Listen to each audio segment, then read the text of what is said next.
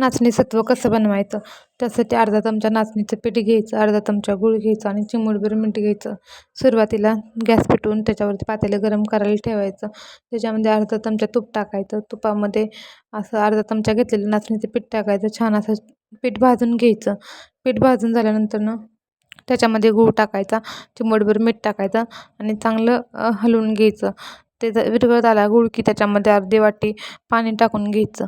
नाचणी सत्व हे बाळाच्या आरोग्यासाठी खूप चांगलं असतं. त्याच्यामुळे काय होतं, त्याला जीवनसत्व भेटतात आणि कॅल्शियमचे प्रमाण जास्त असल्यामुळे हाडे मजबूत होतात. दुसरी गोष्ट, त्याच्यामध्ये आयर्नचं प्रमाण हे जास्त असतं. त्याच्यामुळे बाळाचा एचबी हा व्यवस्थित राहतो. बाळ सारखं आजारी पडत नाही. अशा प्रकारे चांगली त्याला उकळी येऊन द्यायची. उकळी आल्यानंतर चांगलं असं शिजवून घ्यायचं ते पीठ आणि थंड झाल्यानंतर वाटीत ओतून ते बाळाला द्यायचं. ते बाळासाठी खूप चांगलं आहे. बाळासाठीच नव्हे तर वयोवृद्ध लोकांसाठी सुद्धा हे नाचणी सत्व खूप पौष्टिक आहे. त्याच्यामध्ये अशा गुठळ्या होऊन द्यायच्या नाही. त्या चमच्यानं अशा व्यवस्थित ढवळत राहायचं म्हणजे गुठळ्या होणार नाहीत.